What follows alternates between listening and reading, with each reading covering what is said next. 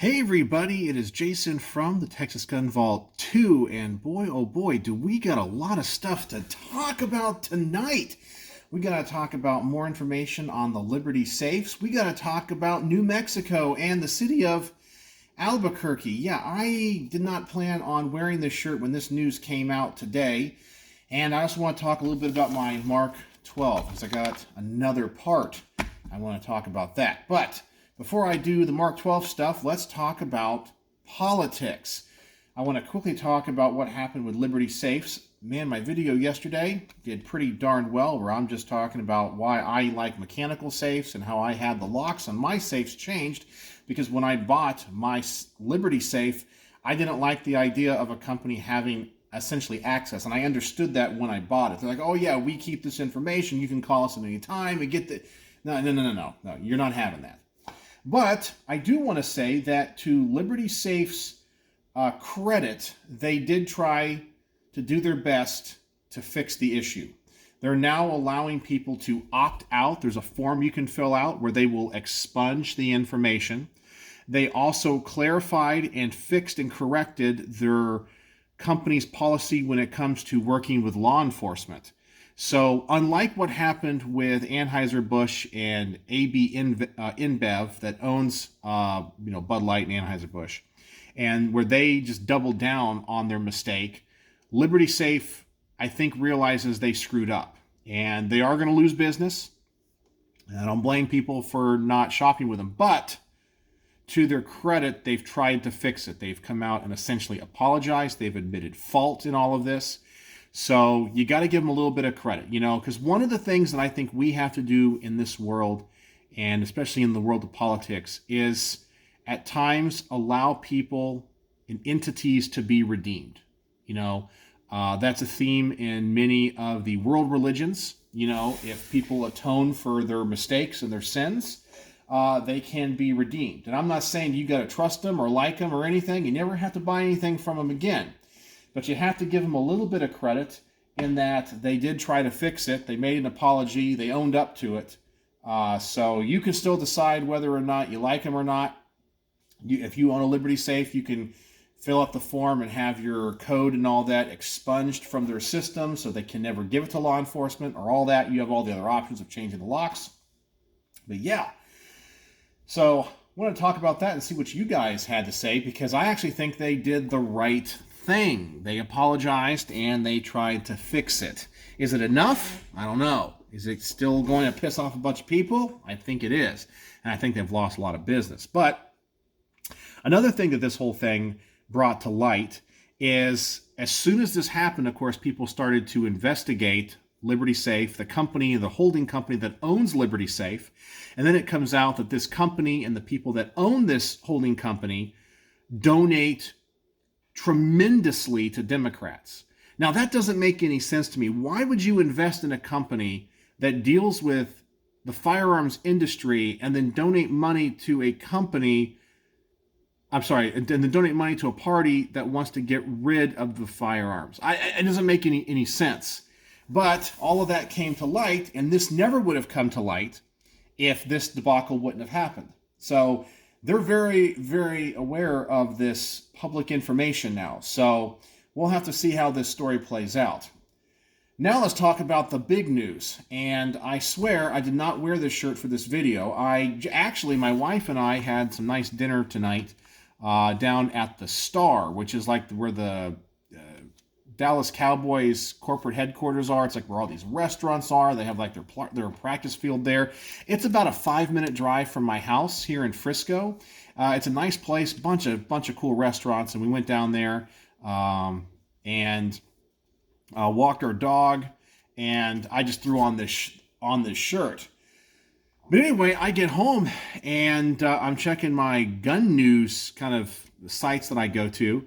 And it looks like the governor of New Mexico, using the auspices of a public health crisis, has banned the carrying of firearms concealed and open in the, I guess the way it's worded, if it's a metroplex that has more than, 100,000 people or something. Anyway, it only affects the city of Albuquerque, and it can only be enforced by the state police, but it essentially bans the possession of firearms.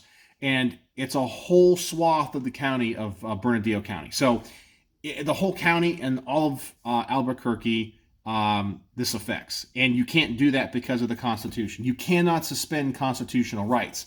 This is what's going to happen because politicians today, whether it goes to medical things or public health crises or whatever, they are going to have word games and play games to strip you of your constitutional rights. Imagine if they did this and go, well, because there's so much crime in the city, we're just going to suspend the Fourth Amendment. We're just going to suspend the Fifth Amendment. We're just going to suspend the First Amendment. Well, they've already tried to suspend the Second Amendment. So it's crazy.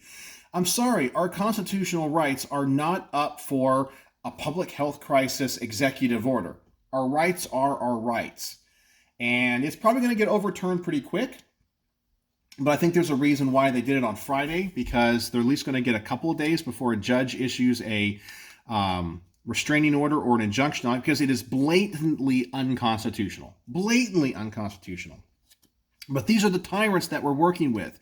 And if you don't think that they'll do it, and they're going to play, as I said, word games. They're going to say, oh, well, there's now another COVID outbreak or whatever it is. We got to ban guns because they'll have some type of wordplay. And they think that they're doing something noble, just, and virtuous when really they're just tyrants. So, and it's really sad because I guess this was all precipitated because an 11-year-old girl in Albuquerque got shot. And let me tell you, if you don't know, my relationship with Albuquerque. I got my master's degree at the University of New Mexico in Albuquerque. I was there between the years of 2002 and 2004. And when I was there, I absolutely fell in love with the city, okay? At that time, the state was kind of purple, but it was what it was, and I fell in love with the high desert. I fell in love with the mountains. I fell in love with the mystique. New Mexico is called the land of enchantment. When I moved there from Florida, I thought I had moved to the moon. I mean, it was such a change from what I came from. But I fell in love with the place. And I eventually came here to North Texas because I pursued my doctorate degree at the University of North Texas. I ended up staying here, and the rest is history. However, I've always had a very fond place in my heart for New Mexico and Albuquerque specifically. I know Santa Fe and Taos are the more beautiful locations, and my wife is from southern New Mexico, where she had a lot of family there down in Alamogordo. She was born in Deming, Texas, or Deming, it's not Deming, Texas, Deming, New Mexico, which is like close to the border. But Albuquerque was always special to me, just because it was where I spent some of my formidable years. I have a lot of just fond memories. And you guys may know, because I made a video about it here on the channel, a couple of videos, I went back to New Mexico on a vacation with my wife. We went to Santa Fe and to Albuquerque literally like a month and a half ago. And all I can tell you is I was so saddened by the state of that city.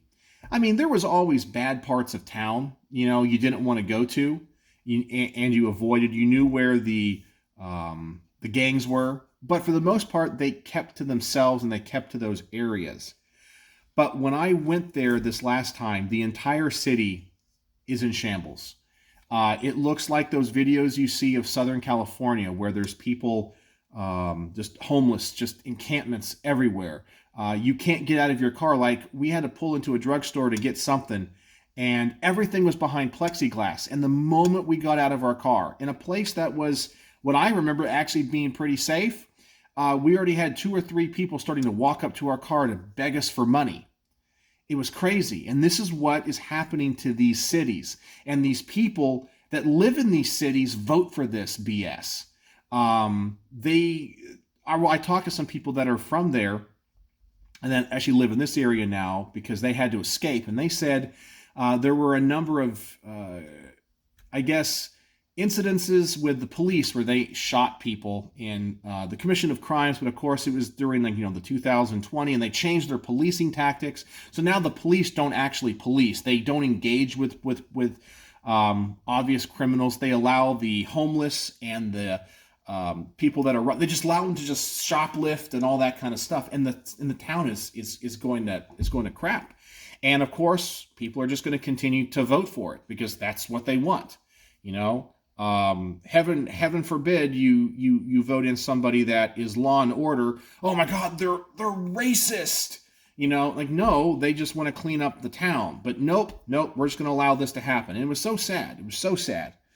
And but anyway, I was just wearing this shirt tonight, and then I found out the tyrant, governor of New Mexico, pretty much banned the possession of firearms in Bernalillo County and Albuquerque. Now, as I said, I don't think it's going to last, but these Democrat governors are always trying to out-Democrat each other. So be prepared for the other governors to watch what happens and do it in their own state. And they're going to use the concept of a public health crisis. And this is where I tell people that if you're of the other political persuasion, I want to see Republican governors do this. Not ban guns, but force the conservative or libertarian agenda by saying, oh, there's a public health crisis on this or that, and just use their tactics against them. Of course, the left would raise hell. They'd raise hell. You can't suspend civil liberties because of a health crisis. Whoa. You're supporting this stuff over here. It's the same thing. You got to bring you don't bring a knife to a gunfight, right? And that's what Republicans constantly do. And it's why I don't vote, and it's why I don't support the Republicans anymore, because they constantly bring knives to gunfights, and they always lose. So that's what I wanted to talk about. Do any of you guys live in New Mexico? What do you think? And but I will say, I'm fairly positive we're going to see an emergency stay and an injunction, because this thing clearly goes against the Constitution. It clearly goes against the Heller decision. It clearly goes against the Bruin decision. There's just no way it's going to stand. There's just absolutely no way. So anyway, I guess tyrants are just going to tyrant. So what do you guys think in the comment section below? And I'll even try to post maybe a link to a story that you guys can go read in the comments as well, so you guys know what I'm talking about. So that's all the politics for tonight. So let's talk some Mark 12. Now I got to tell you guys, I got some stuff coming for a Mod 1 build. Okay, I've started to put stuff together, and I think it's going to be a cool build. Okay, and I got some people helping me out, finding some weird, hard to find parts, so that's going to be fun. But I got my Mod 0 out, which is almost complete, and I still just need 2 parts. Well, I guess 3 parts if you count the suppressor, but I've already bought it. I'm just waiting on the NFA, application process. I need 2 parts, and it has to deal with the scope mount on the top, the arms number 22 here on the top. There is a cap that goes on top of this, and then there's the rail. Well, both those parts are hard to find right now, but one of my alerts said it came in stock. I got the tactical ring cap, the arms, item number 22 TRC. So this is the part that goes on top of the scope ring. So I'm going to change that out tonight and add that, and then I'm only going to need, I think, just one thing. And then it will be complete. So I'm so glad to find this. So let's get this thing out. Man, this thing was hard to find. In fact, I have in-stock alerts at different places for these items, and sometimes they come up for sale, and literally 2 minutes later they're out of stock. And that's the way this was a bunch of places. And finally I got one, and I was able to snag it. So I don't know if it's because people just like these rings or they're doing Mark 12 clone builds. I have no idea.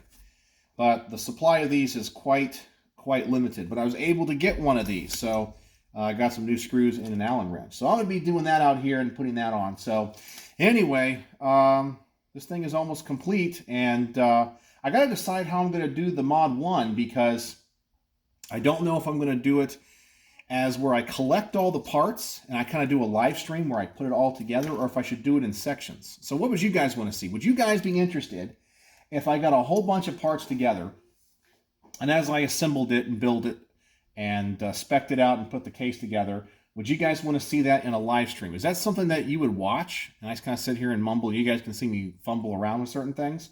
as I put it together and my frustrations, or would you like to see it like in just parts? And that would help me. So anyway, got to get going on this, and I'm curious what you guys are going to say about Liberty Safes and the state of New Mexico. Man, that state is disappointing me day after day. So anyway, let me know what you think in the comment section below. And as always, thanks for watching.